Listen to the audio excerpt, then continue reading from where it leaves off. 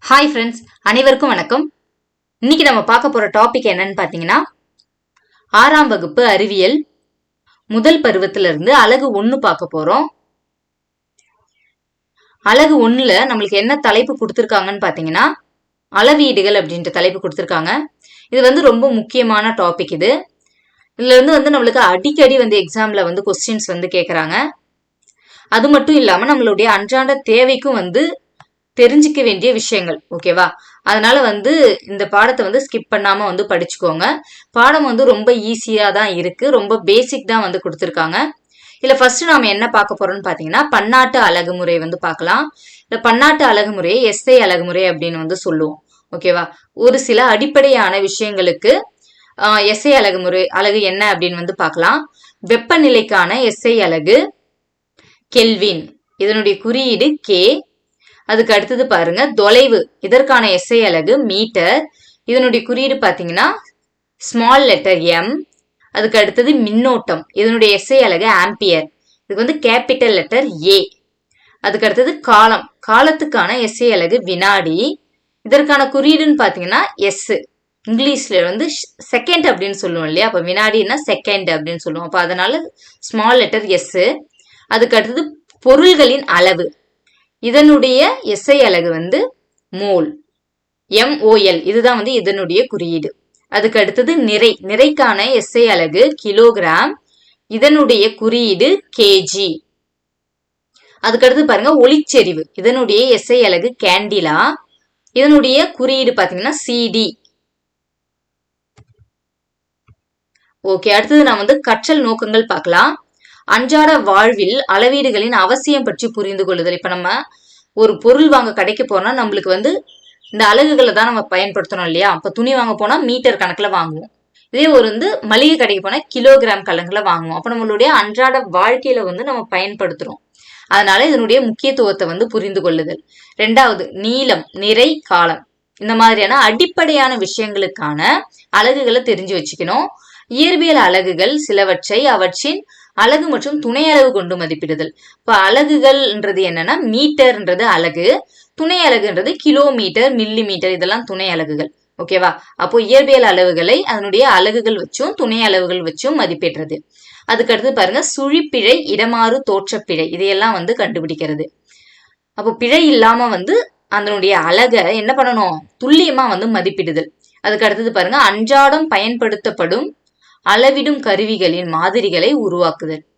அதுக்கு அடுத்தது அலகுகளை மாற்றுவதன் அடிப்படையில் கணக்குகளை தீர்த்தல். இப்ப அலகுகள்னா மீட்டர்ல இருக்கு, அதை கிலோமீட்டரா மாத்தி கணக்கு பண்றது. அப்படி இல்லைன்னா மில்லி மீட்டர்ல மாத்தி கணக்கு தீர்த்தல். இதைதான் சொல்லியிருக்காங்க. ஓகேவா? அதுக்கு அடுத்தது பாருங்க, அறிமுகம். இதுல நம்மளுக்கு முக்கியமான பாயிண்ட்ஸ் இல்ல. நம்ம அடுத்தது என்ன பார்க்க போறோம்னா, அளவீடு அப்படின்னா என்னன்னு பாருங்க. தெரிந்த ஒரு அளவுடன் தெரியாத ஒரு அளவை ஒப்பிட்டு பார்ப்பதுதான் அளவீடு அப்படின்னு சொல்றோம். ஓகேவா? அப்போ தெரிந்த அளவு, இப்ப என்னன்னா ஒரு புத்தகத்துடைய நீளத்தை அளக்குறோம்னு வச்சுக்கோங்களேன். அப்போ என்ன பண்ணுவோம்? ஸ்கேலை வச்சு அளப்போம் இல்லையா? அப்ப ஸ்கேல் தெரிந்த அளவு, புத்தகத்துடைய நீளம்ன்றது தெரியாத அளவு. ஓகேவா? இததான் தெரிந்த அளவை வச்சு தெரியாத ஒரு அளவை ஒப்பிட்டு பார்ப்பது அளவீடு அப்படின்னு சொல்றோம். இந்த அளவீடுல 2 பகுதிகள் இருக்கு. ஒன்னு எண் மதிப்பு, இன்னொன்னு அலகு. இப்போ அந்த 2 பகுதிகள் என்ன அப்படின்னு பாத்தீங்கன்னா, இப்போ புத்தகத்துடைய நீளம்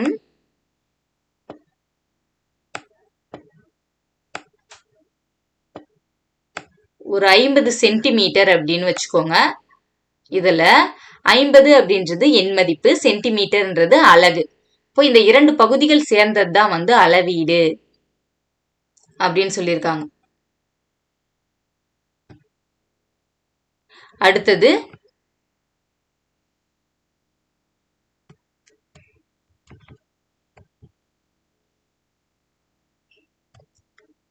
இப்போ இதுல என்ன சொல்லியிருக்காங்க? நீளம், எடை, பருமன் மற்றும் காலம், இதையெல்லாம் அளவிடுவதுடைய அவசியம், அதனுடைய முக்கியத்துவம் என்ன அப்படின்னு தான் இந்த பாடத்துல பார்க்க போறோம் அப்படின்னு சொல்லியிருக்காங்க. அடுத்தது பாருங்க, நீளம். நீளம்னா என்னன்னா, 2 புள்ளிகளுக்கு இடையே உள்ள தொலைவு தான் நீளம் அப்படின்னு சொல்றோம். ஓகேவா? அப்போ 2 புள்ளிகளுக்கு இடையே உள்ள தொலைவு. இப்போ இது ஒரு புள்ளி, இது ஒரு புள்ளின்னு வச்சுக்கோங்க. இதுக்கு இடைப்பட்ட தொலைவை தான் என்னன்னு சொல்றோம்? நீளம்னு சொல்றோம். அப்போ ஒரு புத்தகத்துடைய 2 முனைகளுக்கு இடைப்பட்ட அந்த தொலைவு, அததான் என்னன்னு சொல்றோம்? நீளம் அப்படின்னு சொல்றோம். அதுவே நம்மளுடைய வீட்டுக்கும் பக்கத்துல இருக்கிற பள்ளிக்கும் இடையே இருக்கிற தொலைவு இருக்கு இல்லையா, அதையும் வந்து அதை வந்து தூரம் அப்படின்னு சொல்லுவோம். தூரம் அல்லது தொலைவு அப்படின்னு சொல்லுவோம். அது ஒரு புத்தகமா இருந்தா நீளம்னு சொல்றோம். அது 2 இடங்களுக்கு இடைப்பட்ட தூரமா இருந்துச்சுன்னா அது தூரம் அல்லது தொலைவு அப்படின்னு வந்து சொல்றோம். அதுக்கு அடுத்தது பாருங்க, இது வந்து அளவு நாடா. அளவு நாடான்றது நீளத்தை வந்து கணக்கிட பயன்படுது. ஓகேவா? இப்போ நீளம்னா ஒரு வீட்டுடைய நீளம் இல்ல ஒரு வீட்டுடைய அகலம் என்ன அப்படின்னு பார்த்தா இந்த அளவு நாடா பயன்படுது. அதே போல டெய்லர்லாம் பயன்படுத்துறாங்க இல்லையா, அவங்க வந்து பயன்படுத்துறது வந்து 1 மீட்டர் அளவுக்கு இருக்கும். அதுவும் வந்து அளவு நாடா அப்படின்னு தான் வந்து சொல்லுவோம். அதுக்கு அடுத்து பாருங்க கடிகாரம், நிறுத்து கடிகாரம். இது வந்து என்ன பண்ணுதுன்னா காலத்தை வந்து துல்லியமா வந்து காட்டுது. ஓகேவா? அதுக்கு அடுத்தது மீட்டர் அளவுகோல். இது வந்து ஒரு பொருளுடைய நீளத்தை கணக்கிட, அதாவது மீட்டர் அளவுகோல்னா ஸ்கேல், இது வந்து நீளத்தை வந்து கணக்கிட பயன்படுது. அப்போ இந்த அளவு நாடா வந்து தொலைவு, ஒரு குறிப்பிட்ட தொலைவுடைய நீளத்தை வந்து கணக்கிடுறது. அதாவது ஒரு வீட்டுடைய நீளத்தையோ அகலத்தையோ வந்து கணக்கிடுறது. ஓகேவா? இது வந்து அளவு நாடா பயன்படுது. இங்க கீழே வந்து ஒரு பொருளுடைய நீளம் அப்படின்னா ஒரு புத்தகத்துடைய நீளம் இல்ல ஒரு டேபிளுடைய நீளம் வந்து நம்ம என்ன பண்ணுவோம், இந்த ஸ்கேலை வந்து வச்சு பயன்படுத்துவோம். ஓகேவா? இதான் வந்து மீட்டர் அளவுகோல் அப்படின்னு சொல்றோம். இது வந்து என்னன்னா தராசு, இது நம்மளுக்கு தெரிஞ்சது தான். இது வந்து பொருளுடைய எடையை வந்து அளவிட வந்து பயன்படுது. அதுக்கு அடுத்து பாருங்க, நீளத்தின் அலகு வந்து மீட்டர். இதனுடைய குறியீடு தமிழ்ல வந்து மீ அப்படின்னு போடுவோம். இங்கிலீஷா இருந்தா ஸ்மால் லெட்டர் எம். ஓகேவா? அப்போ இதனுடைய சிறிய அளவீடுகள்னு பார்த்தா மில்லி மீட்டர், சென்டிமீட்டர், இதெல்லாம் வந்து சிறிய அளவீடுகள். ஒரு கட்டிடத்துடைய உயரத்தையோ இல்ல விளம்பர பலகையுடைய நீளம் அப்படின்னா மின் கம்பி, மின் விளக்கு கம்பம் இருக்கு இல்லையா, இதனுடைய உயரத்தை வந்து கணக்கிட நம்ம என்ன பயன்படுத்துறோம், மீட்டரை வந்து பயன்படுத்துறோம். அப்போ இதெல்லாம் வந்து எதில் பயன்படுத்துறோம், மீட்டரை வந்து பயன்படுத்துறோம். இப்போ மின்விளக்கு கம்பியுடைய நீளத்தை வந்து என்ன பயன்படுத்துவோம், மீட்டர்ல பயன்படுத்துவோம். இதுவே 2 நகரங்களுக்கு இடையே உள்ள தொலைவு இல்ல நம்ம வீட்டுக்கும் பள்ளிக்கும் இடையே உள்ள தொலைவு, இதை வந்து என்னத்தை பயன்படுத்துவோம் அப்படின்னு பாத்தீங்கன்னா கிலோமீட்டரை வந்து பயன்படுத்துவோம். ஓகேவா? அப்போ ஒரு கட்டிடத்துடைய உயரத்தையோ இல்ல மின் கம்பத்துடைய உயரத்தையோ கணக்கிட என்ன பண்றோம், மீட்டரை பயன்படுத்துறோம். அதுவே வந்து 2 கிராமத்துக்கு இடைப்பட்ட தொலைவு இல்ல 2 ஊர்களுக்கு இடைப்பட்ட தொலைவுக்கு வந்து என்னத்தை பயன்படுத்துறோம், கிலோமீட்டரை வந்து பயன்படுத்துறோம்.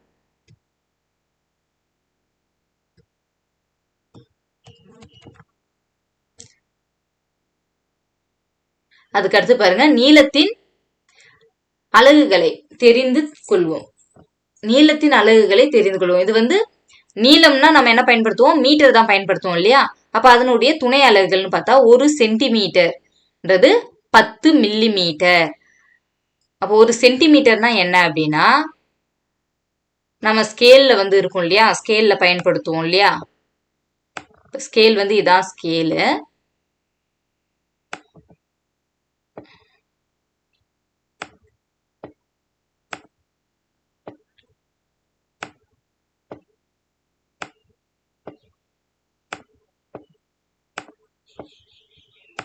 ஓகே, இதுதான் வந்து ஸ்கேலுடைய, இதுங்க 0 அப்படின்னு இருக்கு, இங்க 1ன்னு இருக்கும். ஓகேவா? இப்ப இதுக்கு இடைப்பட்ட தொலைவை தான் வந்து நம்ம என்னன்னு சொல்றோம்னா 1 சென்டிமீட்டர் அப்படின்னு சொல்லுவோம்.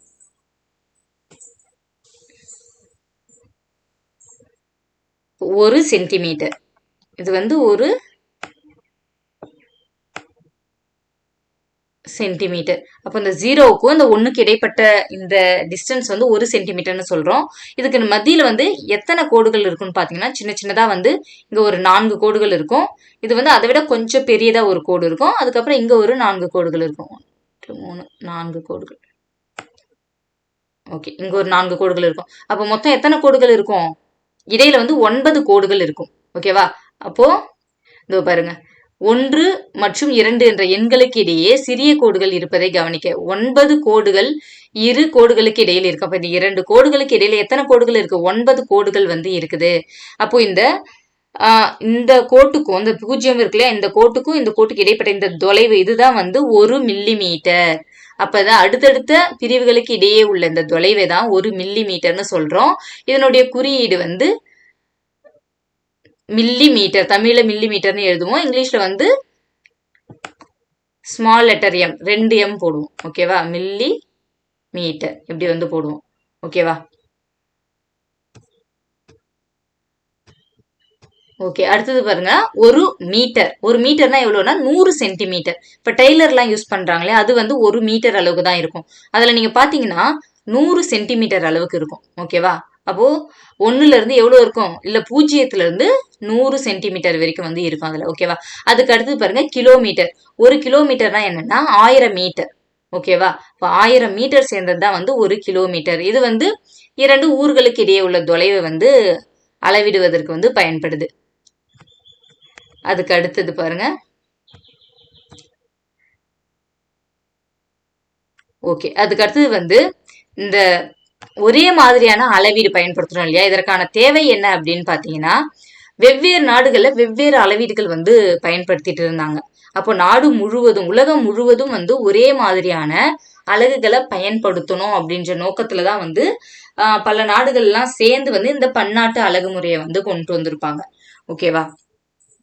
இப்போ இதனுடைய எஸ்ஐ அலகு அப்படின்னு பாத்தீங்கன்னா, எஸ்ஐ அலகுன்றதுதான் வந்து பன்னாட்டு அலகு முறைன்னு சொல்றோம்.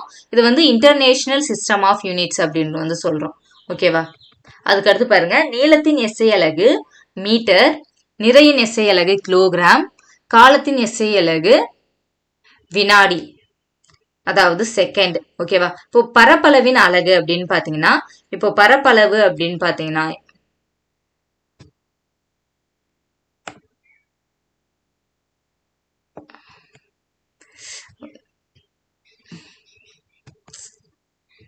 ஓகே ஓகே இப்போ வந்து இது நீளம், இது அகலம். ஓகேவா? அப்போ நீளத்துக்கான அலகு என்ன? மீட்டர். அகலத்துக்கான அலகு மீட்டர். இப்போ நீளம் இன்ட்டு அகலம் தான் வந்து நம்மளுக்கு பரப்பளவு இல்லையா? அப்போ நீளம் இது ஒரு மீட்டர், இது ஒரு மீட்டர். அப்போ ரெண்டும் சேர்ந்தா நம்மளுக்கு பரப்பளவுக்கான எஸ்ஐ அலகு மீட்டர் ஸ்கொயர் அப்படின்னு வந்து வரும். ஓகேவா? இதுவே பருமனுக்கான எஸ்ஐ அலகு அப்படின்னு பாத்தீங்கன்னா, பருமனுக்கு வந்து இது கூட நம்மளுக்கு என்ன சேர்ந்து வரும்னா உயரமும் வரும். நீளம் இன்ட்டு அகலம் இன்ட்டு உயரம், இதுதான் வந்து பருமன். அப்போ உயரமும் சேர்ந்து வரும்பொழுது இதுக்கு ஒரு மீட்டர் வரும். அப்போ metre square into metre, metre cube. ஓகேவா? இதுதான் வந்து பருமனுக்கான எஸ்ஐ அலகு.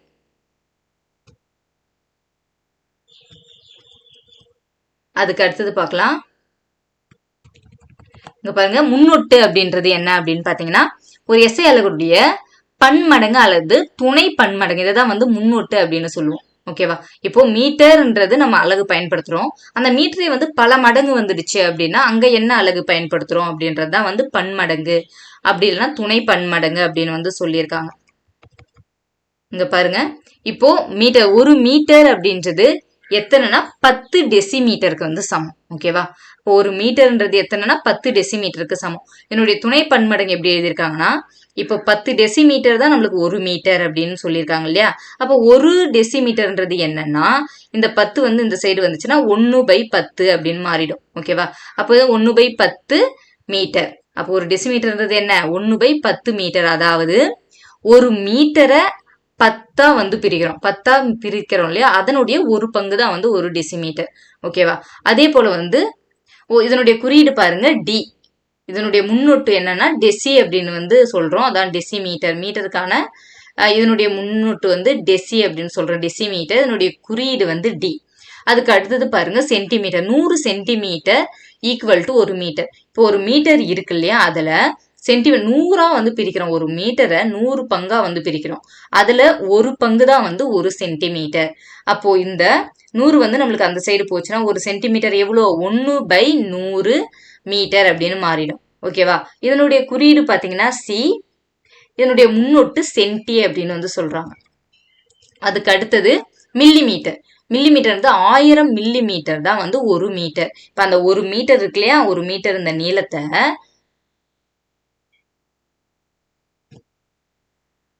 இந்த ஒரு மீட்டர் இருக்கிற இந்த நீளத்தை எத்தனையா பிரிக்கிறாங்க? 1000 பிரிக்கிறாங்க. இப்ப 1000 பிரிச்சதுக்கு அப்புறம் அதுல அந்த ஒரு பங்கு இருக்கு இல்லையா? அந்த சின்ன ஒரு பங்கு, அதுதான் வந்து ஒரு மில்லி மீட்டர் அப்படின்னு வந்து சொல்றோம். ஓகேவா? அப்போ ஒரு மில்லி மீட்டர்ன்றது என்னவா வரும் நம்மளுக்கு? 1/1000 மீட்டர் அப்படின்னு வந்து வரும். இதனுடைய குறியீடு எம். இதனுடைய முன்னொட்டுன்னு பாத்தீங்கன்னா மில்லி அப்படின்னு சொல்றோம். Millimetre. அதுக்கு அடுத்தது பாருங்க, 100 கோடி நானோமீட்டர் தான் வந்து 1 மீட்டர். அப்ப இந்த 1 மீட்டர் இருக்கு இல்லையா, அந்த 1 மீட்டர், இந்த 1 மீட்டரை எத்தனையா பிரிக்கணும்? 100 கோடியா பிரிக்கணும். அப்போ சின்ன சின்ன சின்னதா குட்டி குட்டி குட்டியா வரும் இல்லையா?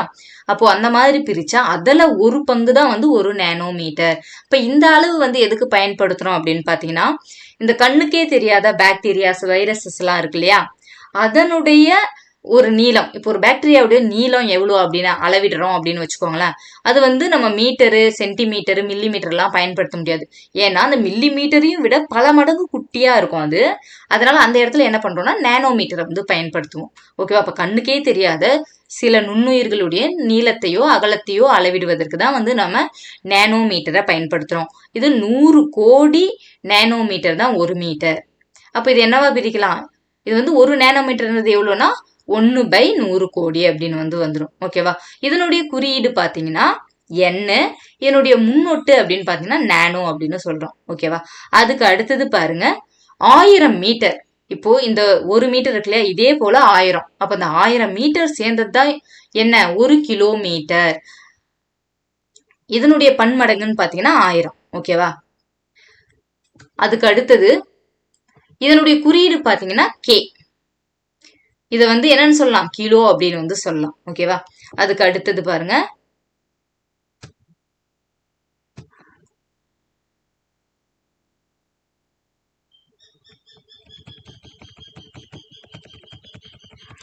ஓகே, இது உள்ள வந்து என்ன என்ன அலகு வந்து பயன்படுத்தணும் அப்படின்ற மாதிரி வந்து கேட்டிருக்காங்க. இப்போ ஒரு பென்சில் முனையின் நீளம், பென்சிலுடைய முனை இருக்கு இல்லையா, இது இந்த எழுதுற இந்த கொஞ்சம் பகுதி இருக்கு இல்லையா, இதனுடைய நீளத்தை நம்ம வந்து என்ன பயன்படுத்துவோம்னா மில்லி மீட்டரை வந்து பயன்படுத்துவோம். ஓகேவா? இதுதான் வந்து இது ஆன்சரு. அதுக்கடுத்து வந்து பேனாவுடைய நீளம், இந்த பேனாவுடைய இந்த நீளத்தை எதை பயன்படுத்துவோம்? சென்டிமீட்டர் பயன்படுத்துவோம். அதுவே 2 நகரங்களுக்கு இடைப்பட்ட தொலைவுக்கு என்ன பயன்படுத்துவோம்? கிலோமீட்டரை பயன்படுத்துவோம்.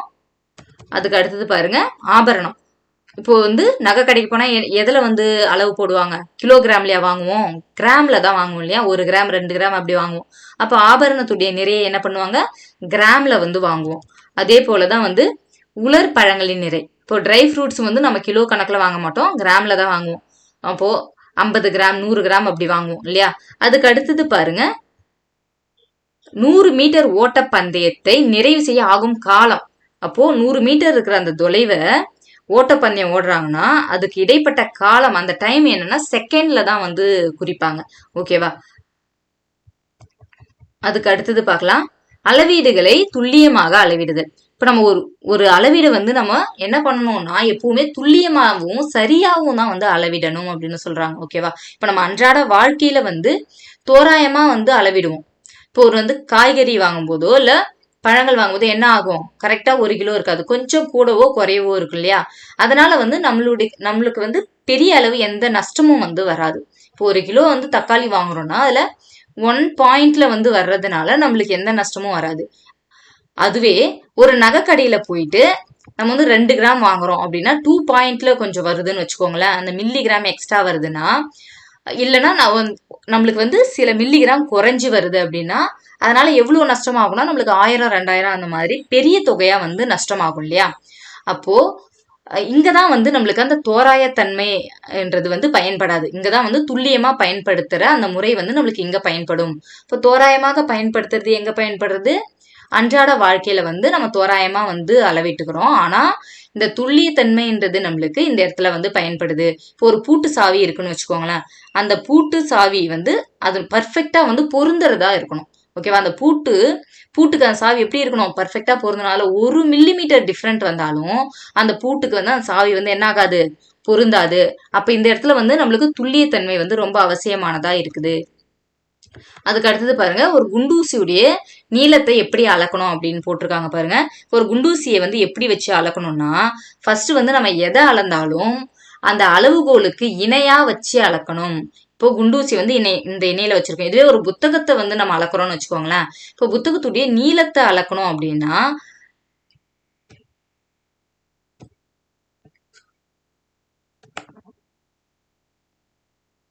இப்ப இது ஒரு புத்தகம்னு வச்சுக்கோங்க. இப்ப நம்ம நீளத்தை அளக்குறோம் அப்படின்னு வச்சுக்கோங்களேன், நம்ம அளவுகோலை எங்க வைக்கணும்? இதுக்கு இணையா இங்க வைக்கணும். ஓகேவா? இதுவே நம்ம இந்த புத்தகத்துடைய அகலத்தை நம்ம வந்து அளக்கணும் அப்படின்னு சொன்னீங்கன்னா என்ன பண்ணணும், இந்த புத்தகத்துக்கு இந்த சைட்ல இதுக்கு இணையா வந்து நம்ம வந்து அளவுகோலை வைக்கணும். அப்போ நம்ம என்ன பண்ணணும், எதை அளக்குறோமோ அதுக்கு இணையா வந்து அந்த அளவுகோலை வைக்கணும். அப்பதான் வந்து அளவு வந்து கரெக்டா இருக்கும். ஓகேவா? அப்ப இந்த குண்டூசியுடைய நீளத்தை வந்து என்ன பண்ணிருக்காங்க, அளவுகோலுக்கு இணையா வந்து வச்சிருக்காங்க.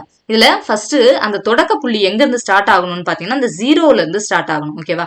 இந்த 0 இருக்கு இல்லையா, இதுல இருந்து தான் வந்து ஸ்டார்ட் ஆகணும். இங்க நம்ம ஒரு 2 கோடு தள்ளி வச்சா நம்மளுக்கு என்ன ஆயிடும், அந்த மதிப்பு வந்து தவறானதா வந்து வந்துடும். கரெக்டா 0ல வந்து வைக்கணும், இணையா வைக்கணும். அதுக்கு அடுத்தது பாத்தீங்கன்னா இந்த 2 சென்டிமீட்டர் கம்ப்ளீட் ஆயிடுச்சு இல்லையா, 2 சென்டிமீட்டருக்கு அடுத்தது அந்த மில்லி மீட்டர் எத்தனை கோடு இருக்குன்றது கரெக்டா வந்து நம்ம கவுண்ட் பண்ணணும். ஓகேவா? இப்ப இதுல எங்க இருக்கு, 2 சென்டிமீட்டர் 6 மில்லி மீட்டர்ல இருக்கு. இதுதான் வந்து இதனுடைய துல்லியமான அலகு. ஓகேவா? அதுக்கு அடுத்தது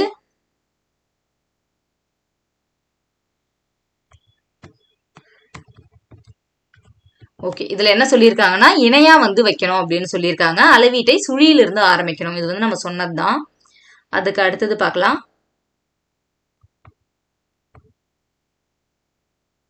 ஓகே, இடமாறு தோற்றப்பிழை. இது என்னன்னு பாத்தீங்கன்னா, இப்ப வந்து நம்ம ஒரு அளவு இங்க பாருங்க, இங்க பென்சிலுடைய ஒரு பென்சிலுடைய நீளத்தை வந்து அளக்குறாங்க இல்லையா. இப்ப 0ல இருந்து கரெக்டா வச்சு அளக்குறாங்க. இப்படி அளக்கும் பொழுது எங்கிருந்து அந்த இடம் எங்க இருந்து பாக்கணும்னா, இப்போ ஏ பாக்குறது பாத்தீங்கன்னா, இப்போ பென்சிலை விட இந்த சைடு பென்சிலுடைய அளவை குறைச்சி வந்து காட்டுது இல்லையா. இங்க சி பாக்குறது பாத்தீங்கன்னா பென்சிலுடைய நீளத்தை விட அதிகமா வந்து காட்டுது. இப்ப பி இருக்காங்க இல்லையா சென்டர்ல, இவங்க பாக்குறதுதான் வந்து கரெக்டா அந்த பென்சிலுடைய நீளத்தை கரெக்டா அக்யூரேட்டா வந்து காட்டுது. அப்போ எங்க நின்னு பாக்கணும்னா கரெக்டா வந்து அதுக்கு செங்குத்தா வந்து நின்னு பாக்கணும். ஓகேவா? நம்ம வந்து கிராஸா நின்னு பார்த்தோம்னா நம்மளுக்கு என்ன ஆயிடும், அந்த அளவு வந்து தப்பாயிடும். ஓகே, அடுத்தது வந்து நிறை. நிறைனா என்ன அப்படின்னு பாத்தீங்கன்னா, ஒரு பொருள்ல இருக்கிற பருப்பொருளின் அளவு தான் வந்து நிறை அப்படின்னு சொல்றோம். இப்ப நிறை என்பது ஒரு பொருளில் உள்ள பருப்பொருளின் அளவு நிறைன்னு சொல்றோம். இதனுடைய எஸ்ஐ அலகு பாத்தீங்கன்னா கிலோகிராம். இதை வந்து குறியீடு கி அப்படின்னு வந்து போட்டிருக்காங்க பாருங்க. அதுக்கு அடுத்து பாருங்க, நிறையின் மேல் செயல்படும் புவியீர்ப்பு விசையை எடை.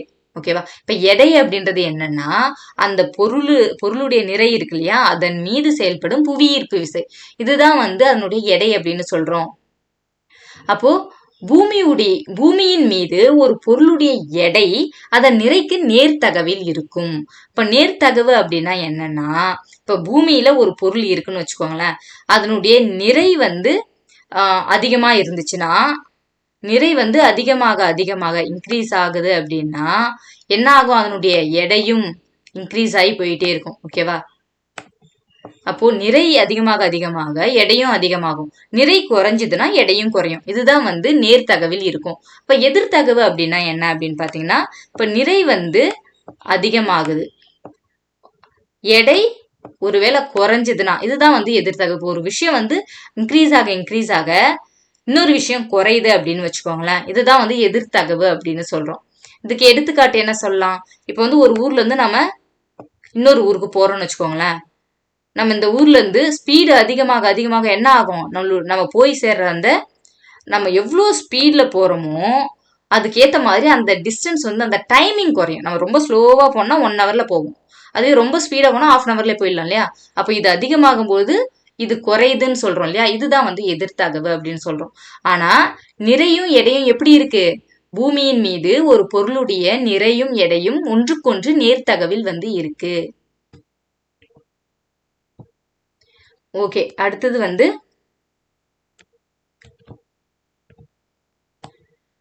பூமியை விட நிலவில் ஈர்ப்பு விசை குறைவு. இப்ப நம்ம பூமியில இருக்கிற ஈர்ப்பு விசையை விட நிலவுல இருக்கிற ஈர்ப்பு விசை வந்து எப்படி இருக்கும்னா குறைவா இருக்கும். ஓகேவா? இப்போ நிறை அப்படின்றது என்னன்னு சொன்னோம், ஒரு பொருள்ல இருக்கிற பருப்பொருளுடைய அளவுதான் நிறை இல்லையா. அப்போ ஒரு பொருளுடைய நிறை பூமியிலும் எவ்வளவு இருக்கும் அதே அளவுதான் வந்து நிலவுல இருக்கும். ஆனா எடை வந்து மாறுபடும். எடை ஏன் மாறுபடுதுன்னா, அது வந்து அந்த நிறையின் மீது செயல்படுற ஈர்ப்பு விசை தான் எடைன்னு சொன்னோம் இல்லையா. அப்போ இங்க வந்து நமக்கு பூமியுடைய ஈர்ப்பு விசை அதிகமா இருக்கு, நிலவுல வந்து ஈர்ப்பு விசை கம்மியா இருக்கு. எவ்வளவு கம்மியா இருக்குன்னா 1/6 தான் இருக்கு. ஓகேவா? இங்க 6 மடங்கு இருக்குன்னா அங்க 1 மடங்கு தான் வந்து இருக்கு. நமக்கு அங்க எவ்வளவு இருக்கு, ஈர்ப்பு விசை 1 மடங்கு இருக்கு. அப்போ இங்க வந்து ஒருத்தவர் 60 கிலோகிராம் இருக்காரு அப்படின்னா அவருடைய எடை அங்க எவ்வளவு இருக்கும், 10 கிலோகிராம் தான் இருக்கும். அப்ப இங்க 60 மடங்குல இருக்கு, 60ஆ இருக்கிறது அங்க 1 மடங்கா வந்து மாறிடும். அப்போ ஆனா நிறைன்னு பாத்தீங்கன்னா நிலவுலயும் பூமியிலயும் நிறை எப்படி இருக்கும், ஒரே மாதிரி இருக்கும். ஓகேவா. அதுக்கு அடுத்தது பாருங்க, ஒரு கையில வந்து ஒரு பேப்பர், ஒரு தாளை வந்து வச்சுக்க சொல்றாங்க. மறு கையில என்ன பண்றாங்க, ஒரு புத்தகத்தை வைக்கிறாங்க. நமக்கு எது வந்து கனம் அதிகமா தெரியும்னு பாத்தீங்கன்னா புத்தகம் தான் இல்லையா. இப்ப தாள் இருக்கிறது வந்து நம்மளுக்கு கனம் வந்து கம்மியா இருக்கும். புத்தகம் இருக்கிறது தான் வந்து கனம் அதிகமா இருக்கும். ஏன்னா அதன் மீது, புத்தகத்தின் மீது என்ன இருக்கு, அதிகப்படியான இழுவிசை வந்து இருக்கிறதுனால நம்மளுக்கு வந்து கனம் அதிகமா தெரியும். அப்ப நம்ம என்ன பண்ணுவோம், நம்ம அதிகப்படியான விசையை செலுத்தி தான் வந்து அந்த புத்தகத்தை பிடிப்போம். தாளை வந்து பிடிக்கிற மாதிரி லைட்டா பிடிக்க மாட்டோம், கொஞ்சம் ஸ்ட்ராங்கா நாம கொஞ்சம் விசையை செலுத்தி பிடிப்போம். அப்ப இந்த விசையை தான் வந்து கனம் அல்லது பாரம் அப்படின்னு சொல்றாங்க. ஓகேவா. அதுக்கு அடுத்து பாருங்க, எடையை வந்து டன்னு அல்லது மெட்ரிக் டன் அப்படின்ற அளவுலயும் வந்து அளவிடுறாங்க. அப்போ நம்ம எடையை வந்து என்ன பண்ணுவோம், கிலோகிராம்ல அளவிடுவோம். அப்ப டன் அல்லது மெட்ரிக் டன்ன்றது என்னன்னா அதிகப்படியான எடை. ஓகேவா. அப்போ அதிகப்படியான எடையை வந்து என்ன பண்றோம், இப்போ கிலோகிராம்ல வந்து என்ன பண்ணுவோம், காய்கறிகள் பழங்கள்லாம் கிலோகிராம்ல வாங்குறோம். இப்போ வந்து ஒரு பெரிய ஃபேக்டரி வந்து நிறைய இரும்பு வாங்குறாங்கன்னு வச்சுக்கோங்களேன். நிறைய இரும்பு வந்து அவங்க தொழிற்சாலைக்காக வாங்குறாங்கன்னா அவங்க என்ன பண்ணுவாங்க, டன்னு கணக்குல வாங்குவாங்க. அப்போ அங்க வந்து நம்ம கிலோகிராம பயன்படுத்த முடியாது, டன் அல்லது மெட்ரிக் டன்னா பயன்படுத்துறாங்க. அப்போ 1000 மில்லி கிராம்ன்றது என்னன்னா 1 கிராமு. அதுக்கு அடுத்து பாருங்க, 1000 கிராம் அப்படின்றது 1 கிலோகிராம். அதுக்கு அடுத்தது 1000 கிலோகிராம் தான் வந்து 1 டன். ஓகேவா. அப்போ ஒரு டன்னு அல்லது மெட்ரிக் டன்னா எவ்வளோனா 1000 கிலோகிராம் வந்து குறிக்குது. அதுக்கு அடுத்தது பொது தராசு. பொது தராசுன்றது நம்ம அன்றாடம் வந்து பயன்படுத்துறது. இன்னைக்கும் வந்து நம்ம ஊர்ல வந்து தள்ளுவண்டி கடையில எல்லாம் வந்து இதை பயன்படுத்துறாங்க இல்லையா. அப்ப தள்ளுவண்டி கடையில இல்ல ஊருக்குள்ள வந்து விற்கிறாங்க இல்லையா, காய்கறிகள் எல்லாம் விற்பாங்க இல்லையா, அவங்க வந்து தராசு தான் வந்து இன்னைக்கும் பயன்படுத்திட்டு இருக்காங்க. இது வந்து கொஞ்சம் தோராயமானதா இருக்கும். அதாவது ரொம்ப துல்லியமானதா இல்லாம கொஞ்சம் வந்து தோராயமானதா இருக்கும். இது வந்து நம்மளுக்கு பெரிய அளவு நஷ்டத்தையும் வந்து ஏற்படுத்தாத ஒரு முறையா இருக்குது. இப்ப சிறிய வியாபாரிகள்லாம் வந்து நம்மளுக்கு பொது தராசு பயன்படுத்துறாங்க. அதுக்கு அடுத்து பாத்தீங்கன்னா மின்னணு தராசு. மின்னணு தராசு எதுக்கு பயன்படுத்துறோம்னா, அந்த எடையை வந்து ரொம்ப துல்லியமா வந்து நம்ம கணக்கிடணும் அப்படின்னா நம்மளுக்கு வந்து மின்னணு தராசு பயன்படுத்துறோம். இது வந்து எங்கெல்லாம் பயன்படுத்துறோம் அப்படின்னு பாத்தீங்கன்னா, உணவு மளிகை பொருட்கள், இப்போ மளிகை கடை எல்லாம் வச்சிருக்காங்க இல்லையா, அங்கெல்லாம் வந்து பயன்படுத்துறாங்க. அதை விட வந்து முக்கியமா நகைக்கடையில வந்து இதை வந்து பயன்படுத்துறாங்க. இப்போ நகைக்கடையில வந்து இந்த துல்லியமான சில கிராம் கூட வித்தியாசம் வராம பர்ஃபெக்டா வந்து கொடுக்கணுன்றதுக்காக அதை வந்து பயன்படுத்திட்டு இருக்காங்க. அப்போ இதுல ரொம்ப வந்து துல்லியமா இருக்கும். சில கிராம் கூட நம்மளுக்கு என்ன ஆகாது, பிழை வந்து வராது. அதுக்கு அடுத்தது பாருங்க காலம். காலம்ன்றது என்ன அப்படின்னு பாத்தீங்கன்னா, இப்போ வந்து கடிகாரத்தை வந்து காலத்தை வந்து நம்ம கணக்கிட என்ன பயன்படுத்துறோம், கடிகாரத்தை வந்து பயன்படுத்துறோம். இதுவே வந்து இதுக்கு முன்னாடி நம்மளுடைய முன்னோர்கள் வந்து கடிகாரம்லாம் அப்போ இல்லை இல்லையா. அப்போ என்னத்தை பயன்படுத்தினாங்க அப்படின்னு பாத்தீங்கன்னா, மணல் கடிகாரம், சூரிய கடிகாரம் இதெல்லாம் பயன்படுத்தியிருப்பாங்க. இப்போ நாடி துடிப்பு இருக்கு இல்லையா, அதை வந்து அடிப்படையா வச்சு கூட வந்து பயன்படுத்திப்பாங்க. இப்போ இவ்வளோ நேரத்துக்கு வந்து இவ்வளோ நாடி துடிப்பு அப்படின்ற மாதிரியான அந்த நாடி துடிப்புடைய எண்ணிக்கையை வச்சு கூட என்ன பண்ணியிருக்காங்க, காலத்தை வந்து அளவிட்டிருக்காங்க. மணல் கடிகாரம்ன்றது என்னன்னா, அது ஒரு பாருங்க, இதுதான் வந்து மணல் கடிகாரம். இப்போ என்ன பண்ணுவாங்கன்னா, இதை வந்து இந்த மாதிரி வைக்கும்போது என்ன பண்ணுவாங்க, இந்த மணல் வந்து மேல இருந்து கீழே கொஞ்சம் கொஞ்சமா வந்து கொட்ட ஆரம்பிக்கும். ஓகேவா. இப்போ வேலைக்கு போறவங்க என்ன பண்ணுவாங்கன்னா, இதை களத்து மேட்ல வந்து வச்சுட்டு என்ன பண்ணுவாங்க, விவசாயம் பண்ண ஆரம்பிப்பாங்க. இது ஃபுல்லா வந்து கீழே வந்து சேர்ற டைம்ல என்ன ஆகும்னா, கரெக்டா 12 ஆயிடுச்சு, வந்து மதியம் ஆயிடுச்சுன்னு சொல்லிட்டு என்ன பண்ணுவாங்க, சாப்பிட்றதுக்கு போயிடுவாங்க. திரும்பவும் இதை திருப்பி வைக்கும் பொழுது திரும்ப இது கொஞ்சம் கொஞ்சமா கொட்டி திரும்ப பொழுது போன பிறகு என்ன ஆயிடும், இது ஃபுல்லா கீழே வந்து முடிச்ச உடனே பொழுது போயிடுச்சுன்னு சொல்லிட்டு வீட்டுக்கு போயிடுவாங்க. ஓகேவா. அப்போ இது வந்து கரெக்டா வந்து அக்யூரேட்டா வந்து இருக்காது. ஓகேவா. இப்போ கரெக்டா 12 மணின்னு சொல்ல முடியாது, ஒரு 12:30 இருக்கலாம், இல்ல 1 இருக்கலாம், அந்த மாதிரி வந்து இருக்கும் இல்லையா. தோராயமானதா தான் இருந்துச்சு அந்த காலம். அதே போல சூரிய கடிகாரம் இதை எப்படி பயன்படுத்துறாங்க அப்படின்னு பாத்தீங்கன்னா, ஒரு குச்சை வந்து நட்டுருவாங்க. அப்போ காலையில வந்து அந்த குச்சியுடைய நீளம் எப்படி இருக்கும், நீளம் அதிகமா இருக்கும். ஓகேவா. அதுக்கு அடுத்தது கொஞ்சம் கொஞ்சமா டைம் ஆக அந்த குச்சியுடைய நீளம் குறைஞ்சிக்கிட்டே வரும். அப்போ கரெக்டா வந்து மதிய டைமுக்கு என்ன ஆயிடும்னா, அந்த குச்சியுடைய நீளம் வந்து அதுக்கு அடியிலேயே இருக்கும் இல்லையா. அப்போ வந்து மதியம் அப்படின்ற வந்து கணக்கிட்டாங்க. அதுக்கு அடுத்தது வந்து மாலை நேரம் ஆக ஆக அந்த குச்சியுடைய நீளம் வந்து நீளமாயிட்டே போகும். அதை வச்சுதான் வந்து அந்த காலத்துல வந்து என்ன பண்ணாங்க, காலத்தை வந்து கணக்கிட்டாங்க. ஓகேவா? ஆனா இப்போ வந்து நாம என்ன பண்றோம்னா மின்னணு கடிகாரம் மற்றும் நிறுத்து கடிகாரங்களை பயன்படுத்துறோம். இதுதான் வந்து துல்லியமாக கணக்கிடும் முறை. மின்னணு கடிகாரம் வந்து நீங்க இந்த ரயில்வே ஸ்டேஷன்ல எல்லாம் வந்து பார்த்திருக்கலாம். பெருசா வந்து போர்டு மாதிரி வந்து வச்சுட்டு இருக்கோம். அதுல வந்து டைமிங் ஓடிக்கிட்டே இருக்கும். அதுல வந்து நம்மளுக்கு என்ன பண்ணுவோம், மணி, நிமிடம், அந்த செகண்ட் கூட வந்து மாறாம கரெக்டா வந்து போயிட்டு இருக்கும். அந்த அளவுக்கு துல்லியமானதா வந்து இருக்கும். அதுக்கு அடுத்தது பாருங்க. ஓகே, மேலும் அறிவும் பார்ப்போம். ஓடோமீட்டர் அப்படின்றது என்னன்னா தானியங்கி வாகனங்கள் கடக்கும் தொலைவை வந்து கணக்கிட பயன்படும் ஒரு கருவி. அப்போ தானியங்கி வாகனங்கள் போகுது இல்லையா, அதனுடைய தொலைவு இப்போ இவ்வளவு நேரத்துக்கு எவ்வளவு தூரம் வந்து கடந்திருக்கு அப்படின்றத கணக்கிடதா வந்து நம்மளுக்கு ஓடோமீட்டர் வந்து பயன்படுது. அதுக்கு அடுத்தது வந்து மெட்ரிக் முறை அலகுகள் அல்லது திட்ட அலகுகள். இப்ப நம்ம பயன்படுத்துறோம் இல்லையா, கிலோகிராம், மீட்டர், இதெல்லாம் தான் வந்து மெட்ரிக் அலகு அப்படின்னு வந்து சொல்றோம். இதை வந்து முதல்ல வந்து பயன்படுத்தினது யாரு, உருவாக்குனது யாரு அப்படின்னு பாத்தீங்கன்னா 1790 பிரெஞ்சு நாட்டினர் தான் வந்து இதை முதல்ல உருவாக்கி இருப்பாங்க. இப்ப தற்போது நம்ம பயன்படுத்துறோம் இல்லையா, நீளத்தை அளவிட பயன்படுத்துவது அளவுகோல், ஸ்கேல் எல்லாம் பயன்படுத்துறோம் இல்லையா, இதை வந்து முதல்ல யாரு கண்டுபிடிச்சிருப்பாங்க அப்படின்னு பாத்தீங்கன்னா 16ஆம் நூற்றாண்டுல வந்து வில்லியம் பெட்வெல் அப்படின்ற அறிவியல் அறிஞர் தான் வந்து கண்டுபிடிச்சிருப்பாரு. அதுக்கு அடுத்து பாருங்க, பிரான்ஸ் நாட்டின் தலைநகரான பாரிஸ்ல ஒரு நிறுவனம் இருக்கு. எடைகள் மற்றும் அளவீடுகளுக்கான அனைத்துலக நிறுவனம். அது அனைத்து உலகத்துக்குமான ஒரு தலைமையிடம் அப்படின்னு வச்சுக்கலாம். அந்த நிறுவனத்துல வந்து பிளாட்டினம், இரிடியம் உலோக கலவையான ஒரு படித்தர மீட்டர் கம்பி இருக்கு. அது என்னென்ன உலோக கலவைன்னு பாருங்க. பிளாட்டினம் உலோகமும் இரிடியம் உலோகம் ரெண்டும் சேர்ந்த உலோக கலவையால் ஆன ஒரு படித்தர மீட்டர் கம்பி ஒண்ணு இருக்கு. அந்த கம்பியுடைய நகல் அதே போல நகல். அப்போ பிளாட்டினம் இரிடியத்தால் ஆன அந்த உலோக கம்பி இருக்கு இல்லையா, அதனுடைய நகல்னா என்ன, நகல்ன்றது அது போலவே ஆனா வந்து அந்த உலோகம் இல்லாம வேற உலோகத்தை வந்து பயன்படுத்தி பண்ணிருப்பாங்க. ஓகேவா? ஒரு இரும்பு இல்ல வேற ஏதாச்சும் உலோகத்தை வந்து பயன்படுத்தி அந்த மீட்டர் கம்பி வந்து பயன்படுத்தியிருப்பாங்க. அந்த நகல் எங்க இருக்குன்னு பாத்தீங்கன்னா நம்மளுடைய தலைநகரான டெல்லியில தேசிய இயற்பியல் ஆய்வகம் இருக்கு. அங்கதான் வந்து அந்த படித்தர மீட்டர் கம்பி இருக்கு இல்லையா, அதனுடைய நகல் வந்து ஒண்ணு வைக்கப்பட்டிருக்கு. அதுக்கு அடுத்தது பாருங்க, பிரான்ஸ் நாட்டுல செவ்ரஸ் என்ற இடத்துல இருக்கிற சர்வதேச எடைகள் மற்றும் அளவீடுகளுக்கான அனைத்துலக நிறுவனம் எப்ப வந்து இந்த நிறுவனத்தை உருவாக்கி இருப்பாங்கன்னு பாத்தீங்கன்னா 1889 வந்து உருவாக்கி இருப்பாங்க. நிறுவப்பட்டிருக்கும் அந்த நிறுவனம். அந்த நிறுவனத்துல ஒரு பிளாட்டினம் இரிடியம் உலோக கலவையாலான ஒரு உலோக தண்டு வந்து இருக்கு. அந்த உலோக தண்டுடைய நிறை எதற்கு சமம் அப்படின்னு பாத்தீங்கன்னா 1 கிலோகிராம் அளவுக்கு வந்து சமம். ஓகேவா?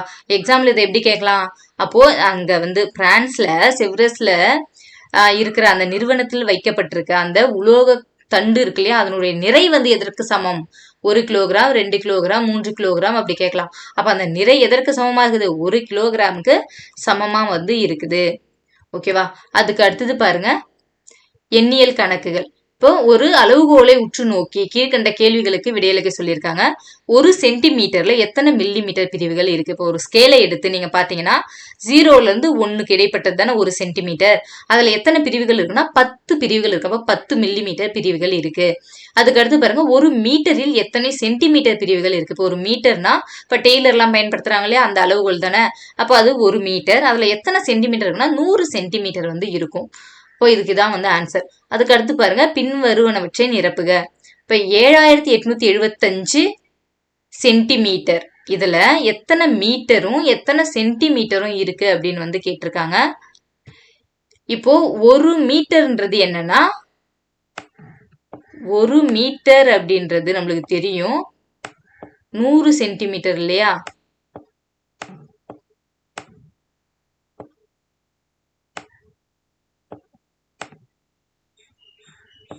நூறு சென்டிமீட்டர், சாரி 100 சென்டிமீட்டர். ஓகேவா? இப்போ இது 7000. 7000 எப்படி பிரிக்கலாம், 70 இன்டு 100. அப்ப அந்த 100ன்றது சென்டிமீட்டர். இப்ப இந்த 70ன்றது தான் வந்து மீட்டர். இப்ப இங்க இதுல ஒரு 70. ஓகே. அதுக்கு அடுத்து பாருங்க 800. 800 அப்போ 800ன்றதுன்னா 8 இன்ட்டு 100, 8 இன்ட்டு 100ன்னு சொல்லுவோம். அப்ப 100ன்றது சென்டிமீட்டர். அப்ப அதுல ஒரு 8. அப்ப ரெண்டையும் சேர்த்தா நம்மளுக்கு என்ன வருதுன்னா 78. அப்போ இதுல எத்தனை மீட்டர் இருக்கு, 7875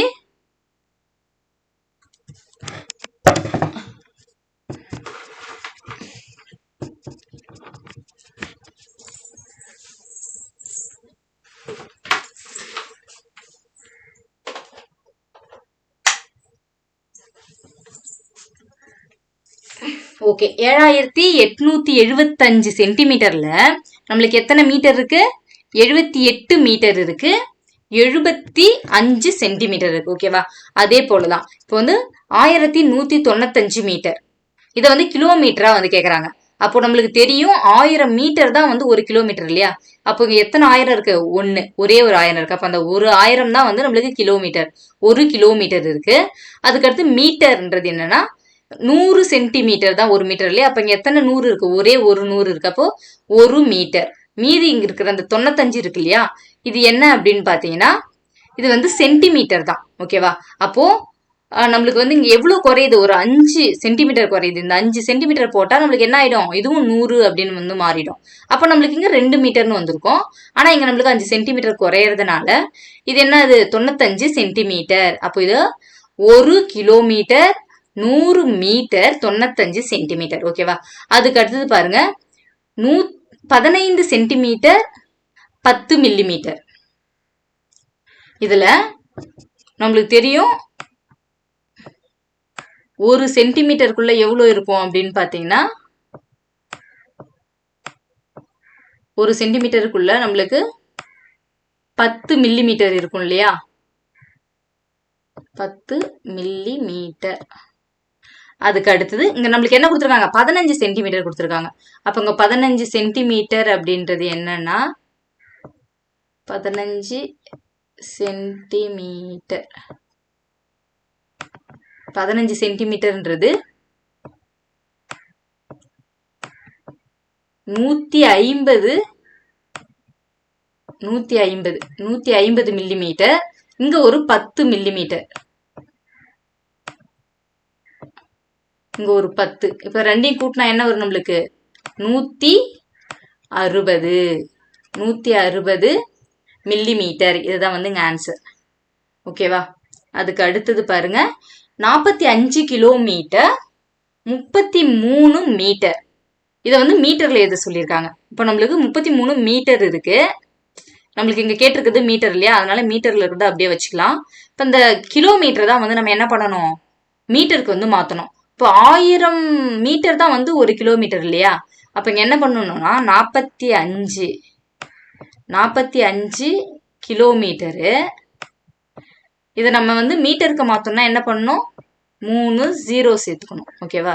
இப்போ 3 0 சேர்த்துட்டா 45,000 மீட்டர்னு மாறிடும். இப்போ வந்து நம்மளுக்கு இங்க ஒரு 33 மீட்டர் இருக்கு இல்லையா? இப்போ இதையும் சேர்த்தா நம்மளுக்கு என்ன வரும்? 45,033 மீட்டர். ஓகேவா? ஓகே, அடுத்தது நினைவில் கொள்க பார்க்கலாம். ஓகே, அளவீடு என்பது என்னன்னா தெரிந்த அளவுடன் தெரியாத அளவீடுகளை ஒப்பிட்டு பார்ப்பது. ஓகேவா? அதுக்கடுத்து பாருங்க பொதுத்தன்மைக்காக அனைத்து இயற்பியல் அளவுகளுக்கும் படித்தர அளவுகள் உள்ளன. இப்ப பொதுத்தன்மைனா என்ன? எல்லா நாட்டிலையும் பொதுவான ஒரு அலகை வந்து பயன்படுத்தணும்ன்றதுக்காக இயற்பியல் அளவு எல்லாத்துக்கும் ஒரு படித்தர அளவுகள் வந்து பொதுவான அளவுகள் வந்து வைக்கப்பட்டிருக்கு அப்படின்னு சொல்லியிருக்காங்க. அதுக்கடுத்து நீளம், நிறை, அலகு. இது 3 தான் வந்து அடிப்படை இயற்பியல் அலகுகள். ஓகேவா? அதுக்கு அடுத்து பாருங்க எஸ்ஐ அலகு. நீளத்துக்கான எஸ்ஐ அலகு மீட்டர், நிறைக்கானது கிலோமீட்டர், நிறைக்கானது கிலோகிராம், காலத்துக்கானது வினாடி. ஓகேவா? அளவுகோலை பயன்படுத்தும் போது 3 வகையான பிழைகளை வந்து தவிர்ப்பதன் மூலம் துல்லியமாக அளவுகளை பெறலாம். இப்போ 3 பிழைகள்னா என்ன? ஃபர்ஸ்ட் வந்து என்ன பண்ணணும்? 0ல வச்சு நம்ம என்ன பண்ணணும்? 0ல வச்சு வந்து அளக்கணும். ரெண்டாவது அந்த உட்பிரிவுகள் இருக்கு இல்லையா, குட்டி குட்டியா மில்லிமீட்டர், அதையும் வந்து கரெக்டா கவுண்ட் பண்ணி அளக்கணும். மூணாவது என்ன பண்ணணும்? அந்த இடம் கரெக்டா வந்து அந்த செங்குத்தா நின்று பார்த்து அதற்கான அளவு வந்து குறிக்கணும். கிராஸா வந்து ஓரமா நின்று வந்து பார்க்க கூடாது. இந்த 3 வகையான பிழைகளை தவிர்த்தா நம்ம என்ன பண்ணலாம்? துல்லியமான அளவீடுகளை வந்து பெறலாம் அப்படின்னு சொல்லியிருக்காங்க. அதுக்கடுத்து மில்லிகிராம் அளவிற்கு துல்லியமாக நிறைய அளவிட நம்ம என்ன பயன்படுத்தலாம்? மின்னணு தராசு. இப்ப நகைக்கடல் எல்லாம் பயன்படுத்துறாங்க இல்லையா? அந்த மின்னணு தராசின் மூலமாக மில்லிகிராம் அளவுக்கு துல்லியமாக நம்ம என்ன பண்ண முடியும்? அளவுகளை வந்து அளவிட முடியும் அப்படின்னு வந்து சொல்லியிருக்காங்க. ஓகேவா?